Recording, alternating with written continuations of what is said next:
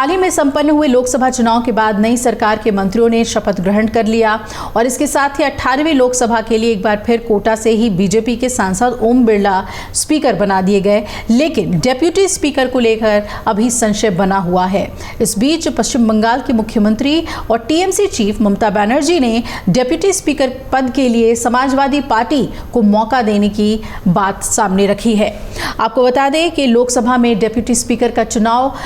कब होगा ये तो साफ नहीं है, लेकिन सूत्र बता रहे हैं कि 2 दिन पहले टीएमसी प्रमुख ममता बनर्जी इंडिया गठबंधन के बड़े नेताओं को डेप्यूटी स्पीकर पद के लिए फैजाबाद अयोध्या से सांसद अवधेश प्रसाद के नाम का सुझाव दिया था। हालांकि इसे लेकर कोई अंतिम निर्णय नहीं लिया गया है इंडिया गठबंधन की तरफ से, लेकिन माना जा रहा है कि पश्चिम बंगाल की मुख्यमंत्री ममता बनर्जी के प्रस्ताव से समाजवादी पार्टी खुश है और कांग्रेस ने भी अभी इससे इनकार नहीं किया है। सूत्र बता रहे हैं कि पहले कांग्रेस ने संकेत दिए थे कि के सुरेश को ही स्पीकर के बाद डेप्यूटी स्पीकर का भी उम्मीदवार बनाया जा सकता है, लेकिन सीएम ममता बनर्जी के प्रस्ताव ने उनकी योजना पर पानी फेर दिया है। टीएमसी का मानना है कि कांग्रेस को डेप्यूटी स्पीकर के चुनाव में सहयोगी दल को मौका देना चाहिए। कांग्रेस सांसद के सुरेश की तरह ही फैजाबाद से सपा सांसद अवधेश प्रसाद भी दलित समाज से आते हैं और राम मंदिर बनने के बाद अयोध्या से उनका चुनाव जीतना बीजेपी के लिए बहुत बड़ा झटका माना जा रहा था और परंपरा के मुताबिक लोकसभा में डेप्यूटी स्पीकर का पद विपक्ष को मिलता है। स्पीकर के चुनाव के वक्त आम सहमति से पहले विपक्ष ने डेप्यूटी स्पीकर का पद की शर्त रखी थी, लेकिन बात नहीं बनी और ऐसे में अब उम्मीद कम ही है कि विपक्षी गठबंधन को डेप्यूटी स्पीकर पद मिलेगा।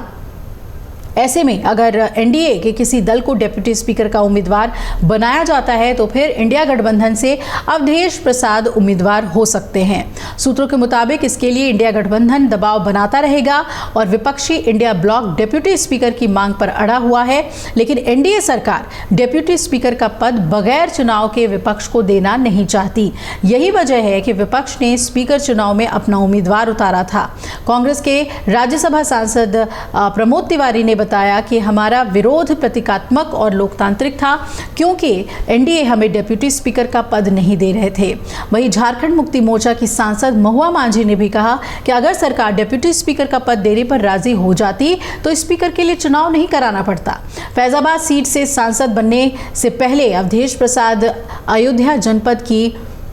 मिल्कीपुर विधानसभा से सपा के विधायक थे। लंबे समय तक वो समाजवादी पार्टी से जुड़े रहे हैं और